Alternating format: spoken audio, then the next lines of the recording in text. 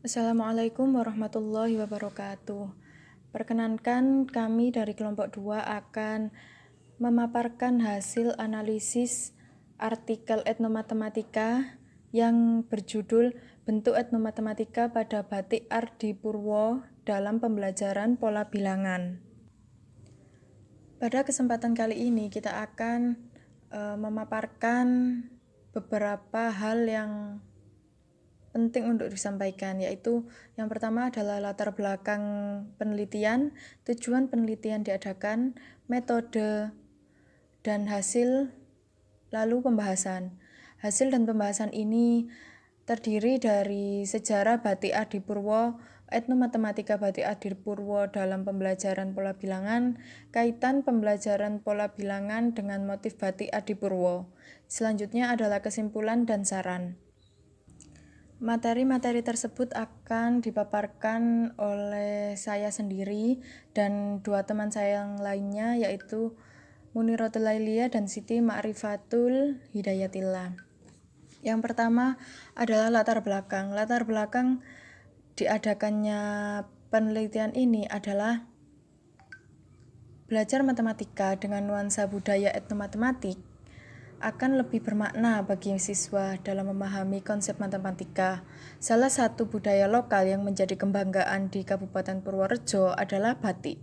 Oleh karena itu, batik dapat digunakan sebagai salah satu media pembelajaran matematika.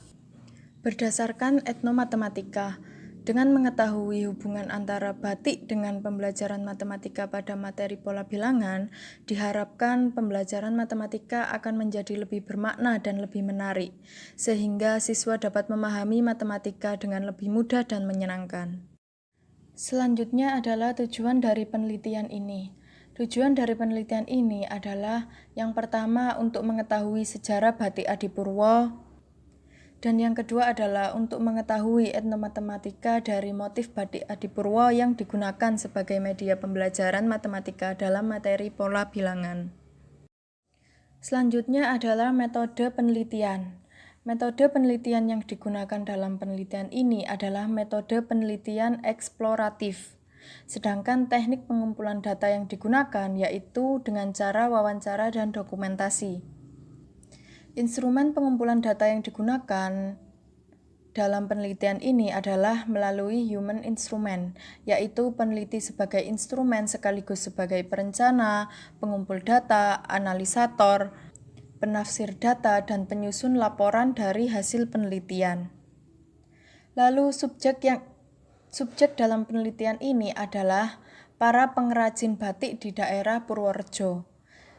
Jadi, peneliti ini mengunjungi pengrajin batik di daerah Purworejo untuk melakukan penelitian ini. Objek penelitiannya adalah motif atau pola pada batik Ardipurwo. Lokasi penelitiannya adalah di daerah Kabupaten Purworejo, sedangkan teknik analisis data yang digunakan dalam penelitian ini tidak dicantumkan oleh peneliti. Hasil dan pembahasan sejarah Batik Ardipurwo. Menurut hasil wawancara dengan para pengrajin batik di daerah Purworejo, secara etimologi Ardipurwo berasal dari dua kata, yaitu Adi yang berarti unggul dan kata Purwo yang berasal dari kata Purworejo. Motif batik Ardipurwo ini adalah salah satu motif batik khas Purworejo yang pada awalnya dibuat untuk kalangan PNS di Purworejo saja. Namun dengan seiring berjalannya waktu, kini motif batik Ardipurwo sudah berkembang dan menjadi motif batik khas Purworejo.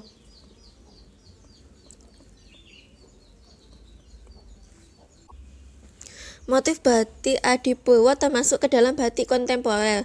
Yang membedakan motif batik Ardipurwo dengan batik lainnya yaitu terletak pada ragam hiasnya.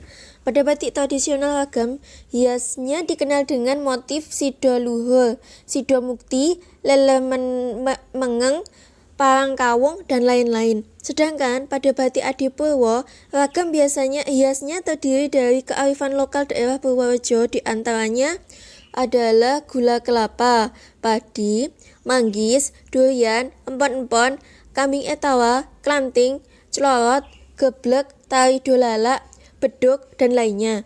Namun, motif atau ragam hias batik Adipurwo akan terus berkembang seiring berjalannya waktu. Misalnya, motif kombinasi batik Adipurwo, di mana memadukan antara motif asli Adipurwo dengan motif batik lainnya.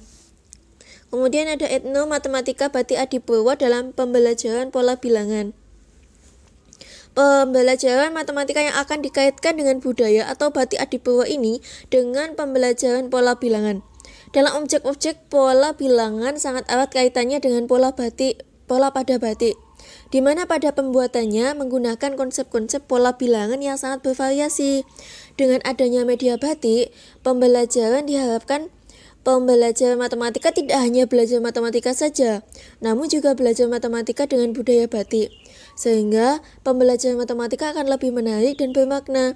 Siswa menjadi lebih mengetahui budaya yang ada dan pembelajaran matematika yang biasanya disebut abstrak kini dapat dikonkretkan dengan pendekatan etnomatematika dengan media batik. Setiap motif dan corak dari suatu batik memiliki filosofi tertentu sesuai dengan daerah asal batik tersebut. Motif-motif ini banyak membentuk suatu pola bilangan tertentu.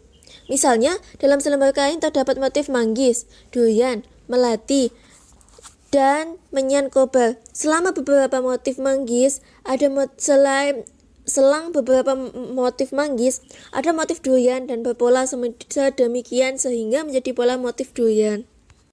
Baik, selanjutnya di sini saya akan melanjutkan pembahasan materi mengenai kaitan pembelajaran pola bilangan dengan motif batik Adipurwo. Nah, perhatikan gambar motif batik pada slide, yaitu pada gambar 2 motif batik kombinasi Adipurwo. Nah, dari gambar motif batik tersebut dapat kita amati bahwa terdapat beberapa motif di dalamnya, antara lain motif durian, motif melati, motif manggis, dan motif menyan kobar. Nah, motif-motif yang terbentuk memiliki suatu pola yang dapat ditentukan urutannya. Selanjutnya perhatikan gambar pola batik Adipurwo kombinasi yang ada pada gambar 3.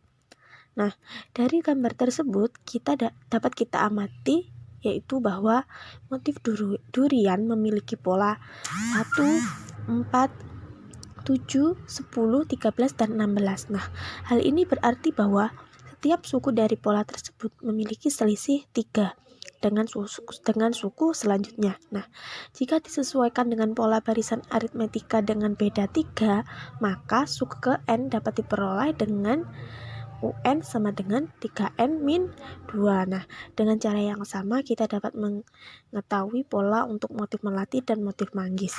Selanjutnya kita amati gambar kedua. Nah, pada gambar kedua yaitu pada gambar 4 terdapat motif batik motif Adipurwo kombinasi. Nah, dari gambar motif batik tersebut dapat kita amati bahwa terdapat beberapa motif di dalamnya, antara lain motif geblek, motif daun pare, motif celorot, dan motif kelanting. Nah, sama seperti sebelumnya, motif-motif yang terbentuk ternyata memiliki suatu pola yang dapat ditentukan urutannya. Nah, pola tersebut dapat kita lihat pada gambar 5. Nah, dari gambar tersebut dapat kita amati bahwa motif geblek memiliki pola 1, 7, dan 13. Nah, berarti setiap suku untuk pola motif geblek memiliki selisih 6 dengan suku selanjutnya. Nah, jika disesuaikan dengan pola barisan aritmetika dengan beda 6, maka untuk suku ke N dapat diperoleh rumus UN sama dengan 6N min 5.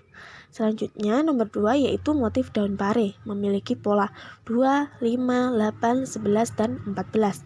Ini berarti bahwa setiap suku untuk pola motif daun pare memiliki selisih 3 dengan suku selanjutnya. Jika disesuaikan dengan pola barisan aritmetika dengan beda 3, maka untuk suku ke N dapat diperoleh dengan rumus UN sama dengan 3N min 1. Nah, selanjutnya yang ketiga yaitu motif celorot memiliki pola 3, 6, 9, 12, 15, dan seterusnya. Nah, hal ini berarti setiap suku untuk pola motif daun pare memiliki selisih 3 dengan suku selanjutnya. Nah, jika disesuaikan dengan pola barisan aritmetika dengan beda 3, maka untuk suku KN dapat diperoleh rumus UN sama dengan 3N. Nah, selanjutnya yang terakhir yaitu motif kelanting memiliki pola 4, 10, 16, dan seterusnya. Dapat kita lihat pada gambar sebelumnya. Nah, ini berarti setiap suku untuk pola motif daun pare memiliki selisih 6 dengan suku selanjutnya. Jika disesuaikan dengan pola barisan aritmetika dengan beda 6, maka untuk suku ke N dapat diperoleh UN sama dengan 6N-2. Nah, dari pemaparan di atas atau dari pemaparan sebelumnya, kita dapat mengetahui pola dari setiap motif, dan kita bisa mengetahui suku-suku yang mungkin termasuk dalam pola tersebut. Misalkan kita sudah mengetahui beberapa suku dalam suatu pola. Untuk mengetahui suku selanjutnya dari suku terakhir yang sudah diketahui, kita akan mendapatkannya dengan cara menambahkan selisih dari suku pertama dan suku kedua pada suku terakhir yang sudah diketahui. Nah, pembelajaran matematika yang demikian dapat lebih menarik dan bermakna, karena dengan adanya pengenalan motif-motif tertentu, siswa dapat lebih mengerti ragam motif yang disajikan dan lebih memahami pola bilangan yang mungkin ditemukan dalam suatu sajian motif batik Adipurwo khas Purworejo. Nah, dapat kita simpulkan bahwa adanya kaitan antara materi pola bilangan dengan batik Adipurwo sebagai budaya yang digunakan dalam pembelajaran matematika, kegiatan belajar akan semakin lebih bermakna dan semakin lebih menarik. Nah, siswa dapat memahami pola bilangan sekaligus mengetahui ragam motif batik Adipurwo yang digunakan sebagai media pembelajaran tersebut. Contohnya, siswa dapat mengidentifikasi motif dan menemukan pola bilangan pada motif batik Adipurwo kombinasi, di mana pada motif batik tersebut terdapat motif durian, manggis, dan lainnya. Nah, pada motif durian memiliki pola 1, 4, 7, 10, 13, dan 16. Nah, ini berarti bahwa setiap suku dari pola tersebut memiliki selisih 3 dengan suku selanjutnya. Jika disesuaikan dengan pola barisan aritmetika dengan beda 3, maka suku KN dapat diperoleh rumus yaitu UN sama dengan 3N-2. Nah, pembelajaran ini merupakan pembelajaran dengan pendekatan etnomatematika dengan menggunakan media batik Adipurwo dalam proses pembelajaran matematika tersebut.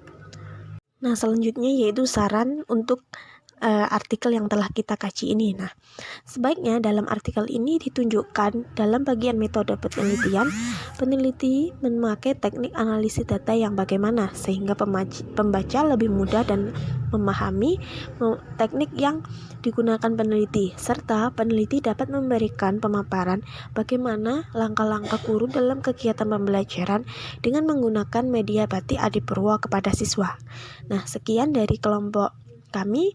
Mohon maaf apabila banyak kesalahan dalam pemaparan kajian artikel ini. Terima kasih. Wassalamualaikum warahmatullahi wabarakatuh.